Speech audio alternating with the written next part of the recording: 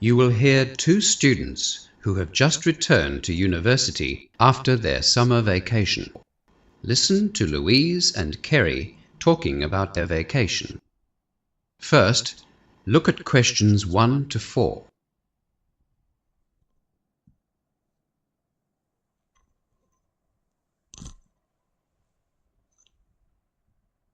You will see that there is an example already done for you.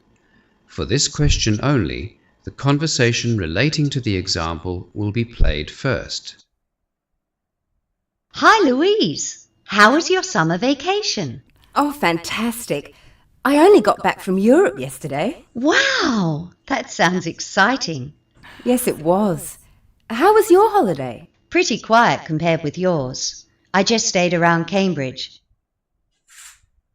Louise said that she had just got back from Europe yesterday, so the correct answer is Europe. Now we shall begin. You should answer the questions as you listen, because you will not hear the recording a second time. Now listen carefully and answer questions 1 to 4.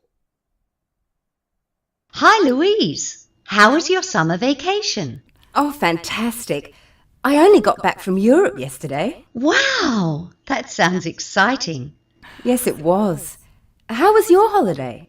Pretty quiet compared with yours. I just stayed around Cambridge, but we're planning to go to Europe at the end of next term. Oh, you'll have a great time. I really recommend it. How are you going to get around? Well, we've thought about renting a car. Flying is far too expensive. What did you do? We bought Eurail tickets and travelled around Europe by train. Was it expensive? No, not really. It cost us £203 for a Eurail Pass youth ticket. I've heard of Eurail. What did that include? Well, you get unlimited train travel in and between 17 European countries. It lasted for a month. Gee, for £203. That sounds reasonable. Did you visit all of the 17 places? Yes, all except for Ireland. We couldn't really understand why Ireland was included on the pass, but England wasn't. Yes, that seems a bit strange. Did it include the trip from London to Paris in the Channel Tunnel? No, unfortunately we had to pay extra for that train. But we did get a discounted fare because we're students. Were there any other restrictions on the tickets? Well, if you want to pay more or less money, you can choose another plan. There are 15 and 21-day plans, or 2 and 3 month plans. The only restriction for the youth ticket is that you have to be under 26. That suits my friends and me. None of us are 26 yet. We went to school together. Oh, you really have to do it. It's safe and easy and a great way to see the countryside. The weather was fantastic, and so were the people. It sounds great. Louise and Kerry go on to talk about travelling by train in Europe. As you listen to the rest of the conversation, answer questions 5 to 10. Before the conversation continues, read questions 5 to 10.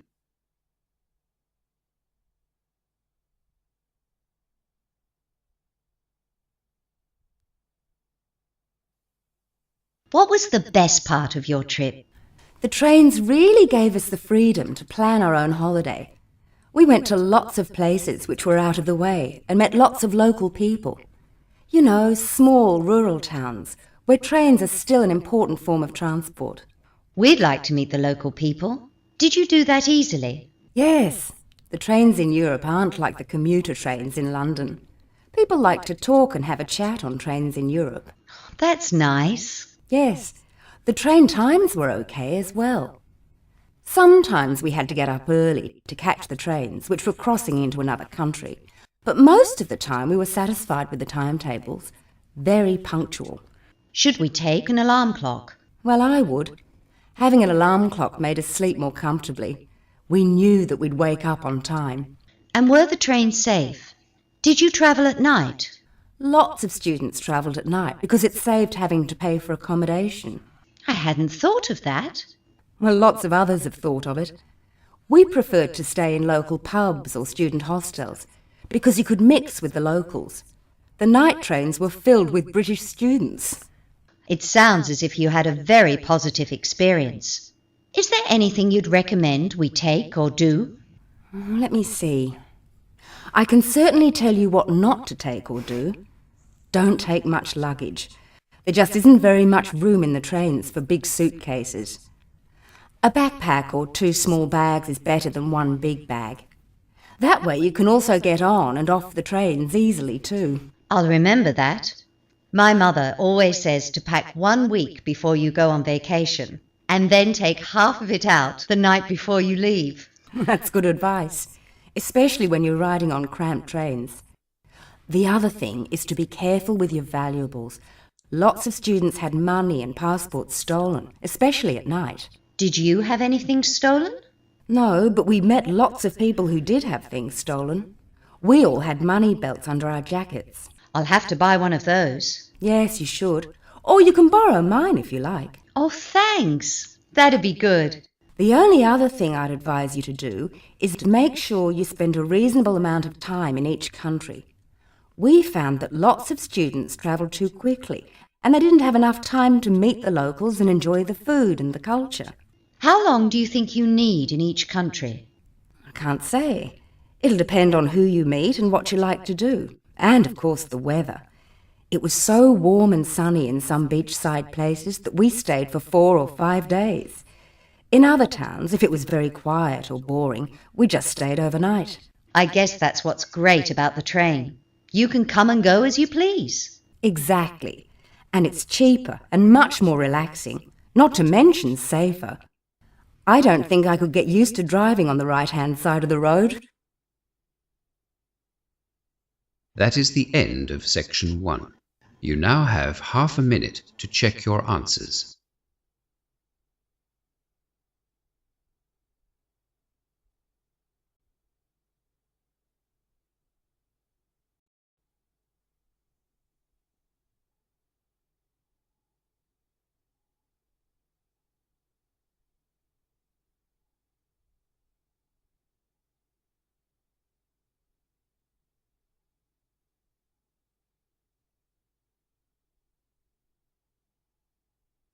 Now turn to section 2 of your listening question booklet.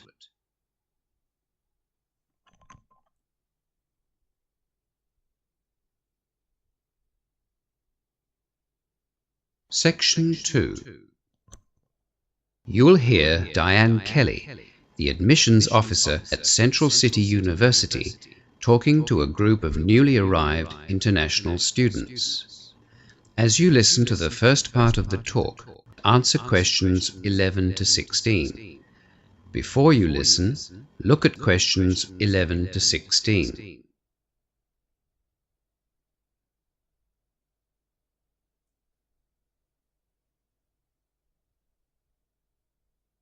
For those of you I haven't met, my name is Diane Kelly, the International Admissions Officer at Central University.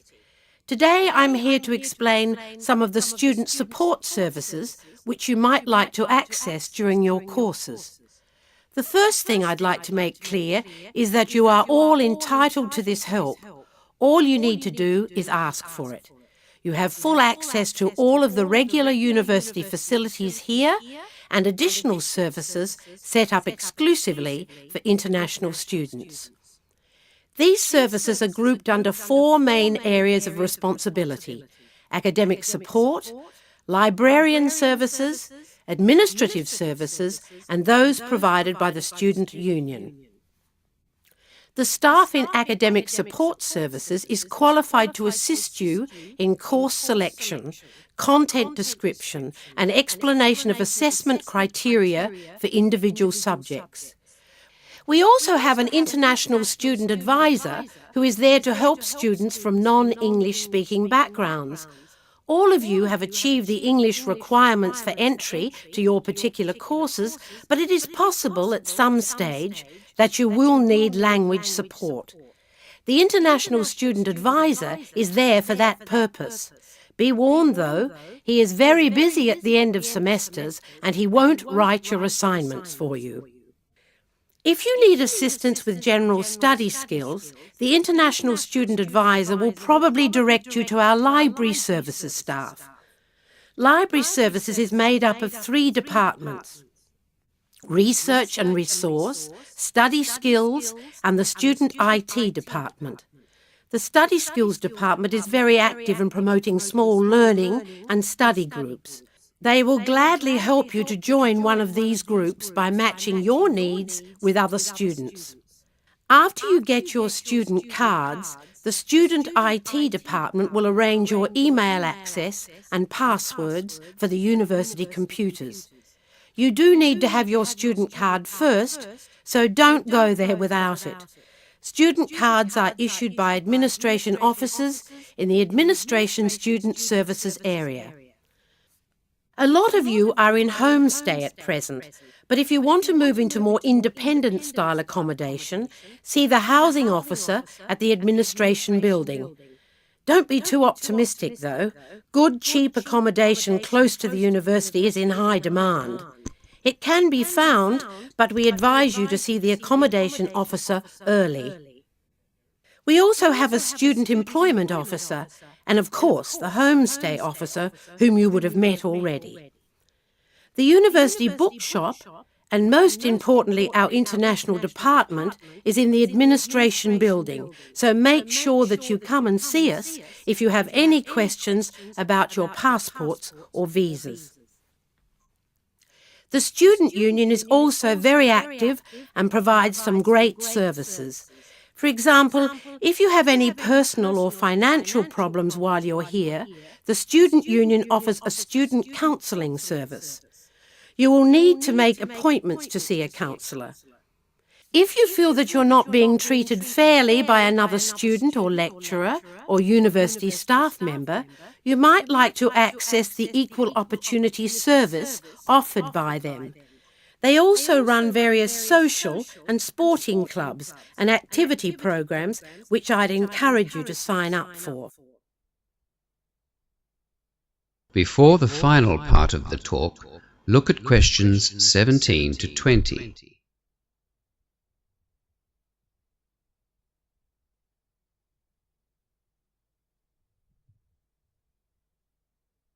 Now you will hear the rest of the talk.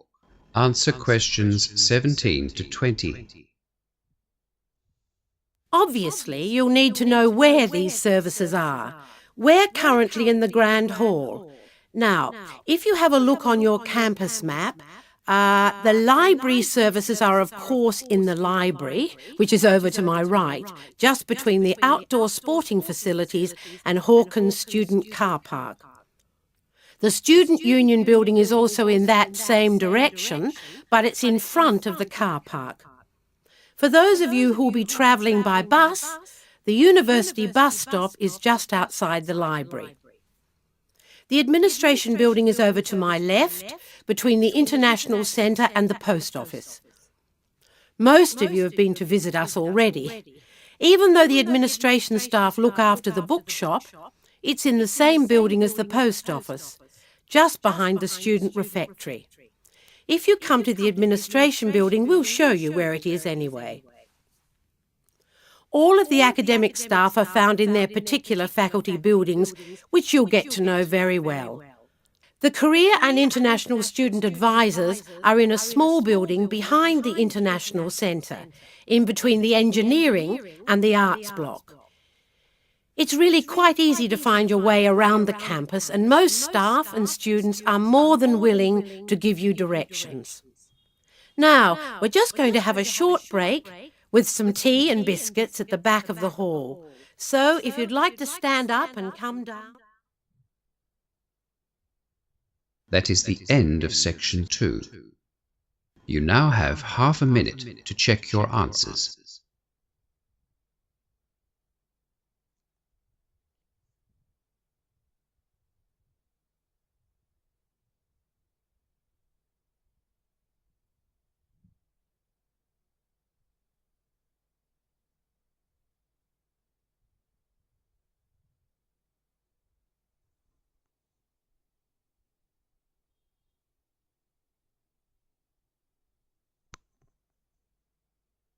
Now turn to section 3 of your listening question booklet. Section 3. In this section, you will hear two students discussing the early childhood tutorial they are going to present. First, look at questions 21 to 26.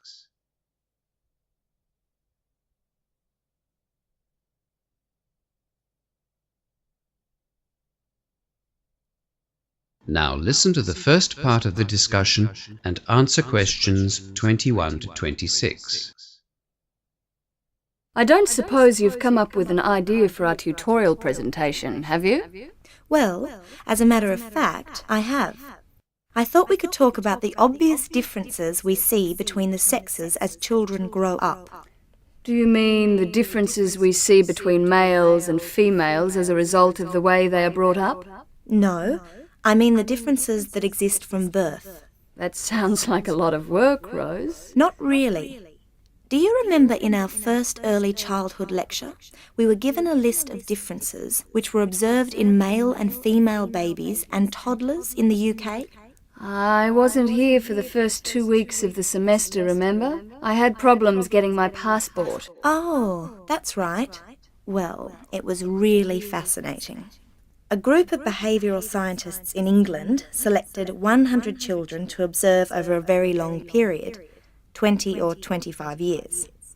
They were brought up in families who treated girls and boys in the same way, no special treatment for either of the sexes. They observed their play and their reactions to various situations, set up little tests, I suppose. How old were the children? The first observations were carried out when the babies were only a few hours old. They concluded that girls were more sensitive to touch than boys at that early age. How did they end up with that conclusion? Well, the lecturer didn't go into detail. I think he just wanted to get our interest, whet our appetite. There were lots of tests and observations done from soon after birth, right through to their early 20s. I thought we could investigate some of the case studies and then present the results in the tutorial. Well, that's a good idea, Rose. It'll be interesting, but it will also give us the chance to collect information for our end-of-term assignment as well. It'll also be a good opportunity to check out the resources available in the library. I haven't had the chance to spend much time there yet. Have you? The last 4 weeks have just been so busy. And of course, I had to catch up on the 2 weeks that I missed. I haven't had the chance either. I've heard that the library research staff are really willing to help out. Well, we can find out if that's true or not. We'll need to make an appointment to see them. Apparently they're in high demand. We only have 2 weeks to prepare for this tutorial, so I think we should definitely start as soon as we can. Let's see the tutor this afternoon and tell him about our plan. If he agrees, we can get started on our research. Okay, I'll go and see the tutor. You can make a booking at the library. Rose goes to the tutor's office to discuss the topic for their tutorial. Before listening to the rest of the conversation, look at questions 27 to 30.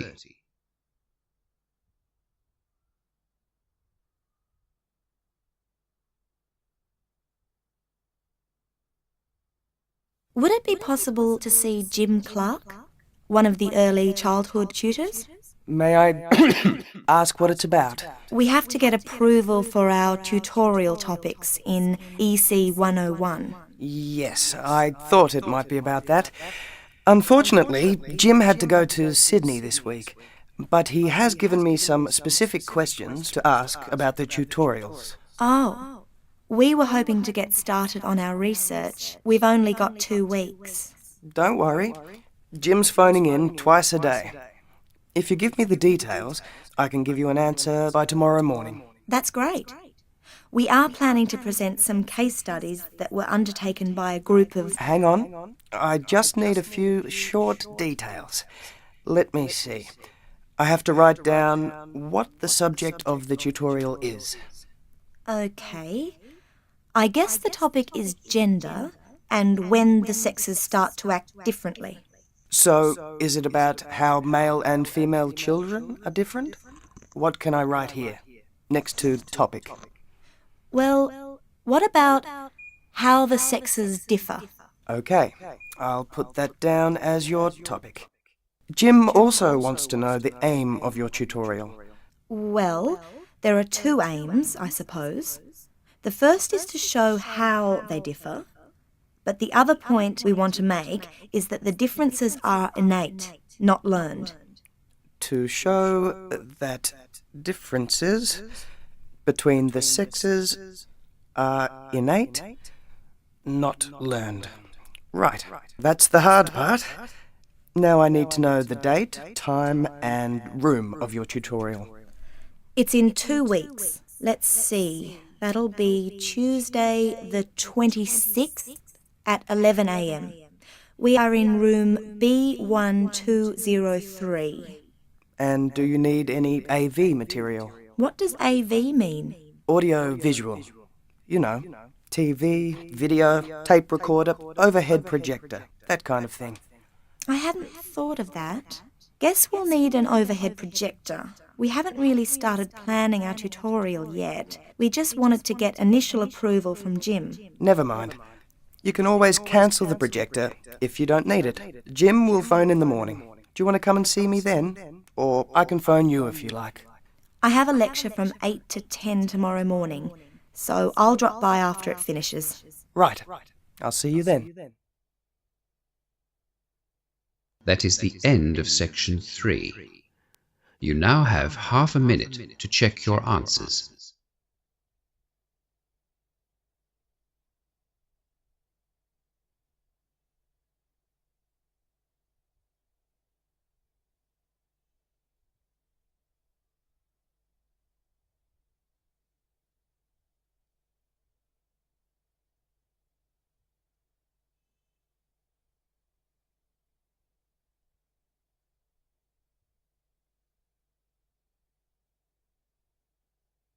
Now turn to section 4 of your listening question booklet. Section 4.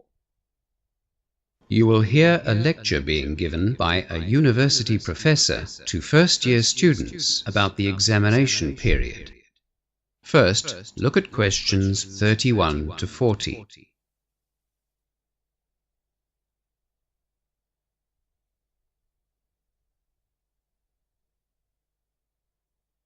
Now listen to the lecture and answer questions 31 to 40. Welcome to our examinations workshop. This is an annual event which we've found very helpful for first-year students like yourselves, and I hope that this year will be no exception. By now, you'll all have realized that studying at university is quite different to studying at school. Some of you might have been shocked at one time or another during the semester when you received results for your assignments that weren't as high as you'd expected. I trust that you've spoken to your lecturers and tutors and sorted out those issues. The truth is that the transition from school to university can be a difficult one. The academic standards are higher, and of course, there is considerably less supervision at university, and it's incumbent on the students to follow their own study regime. My aim today, though, is to help you to learn how to cope with the impending exam period by giving you some practical strategies to take with you into the exam.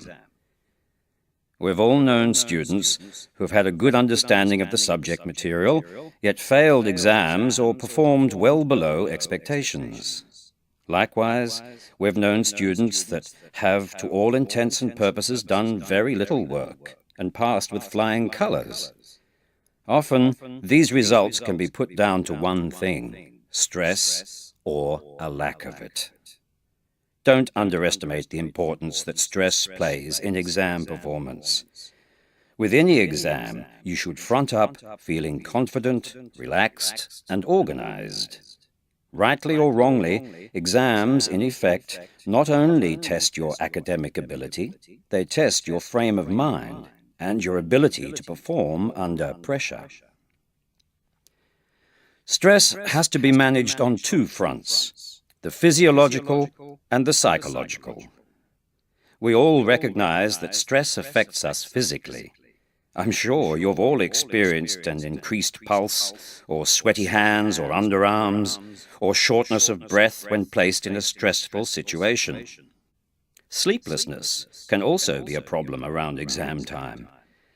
The most effective way to manage these physiological reactions is through controlled breathing, which we'll practice later. By controlling or regulating your breathing, you'll find that you can put yourself rather effectively into a relaxed state.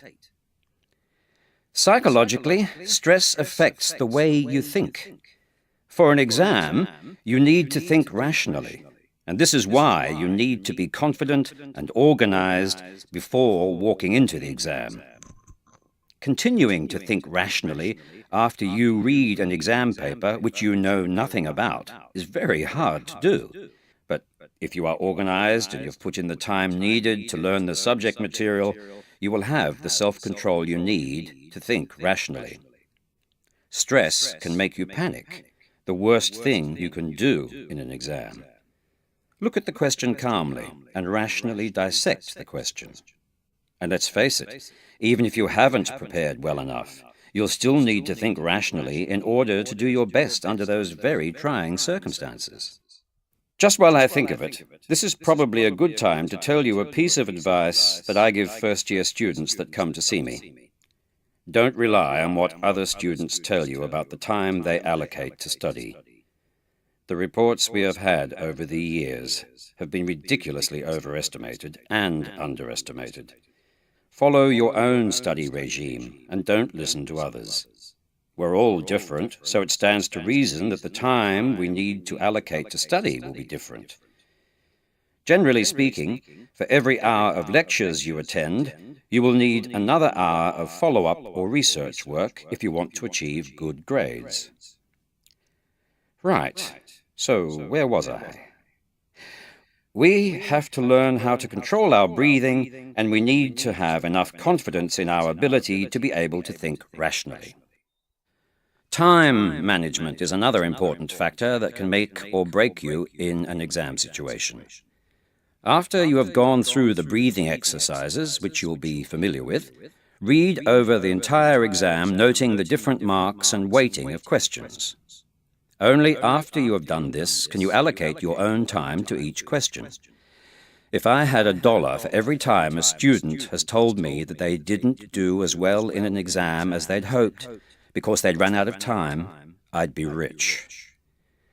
If you can manage your time properly in an exam, you will reduce the amount of pressure that you're under. Anyway, note the different questions and their marks and allocate your time accordingly, as I said. Then, answer the questions that you know first. This serves to relax you further and gives you the confidence you might need to tackle the more difficult questions. However, don't spend too much time on the easy questions either.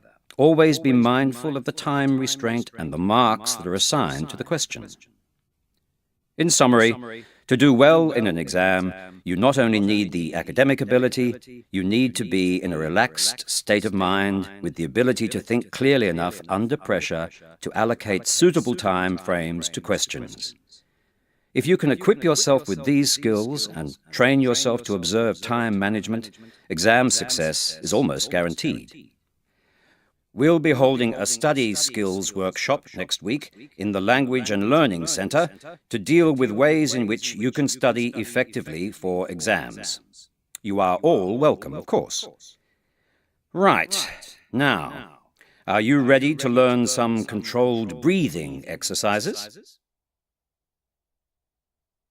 That is the end of section 4 and the end of the listening test. You now have half a minute to check your answers.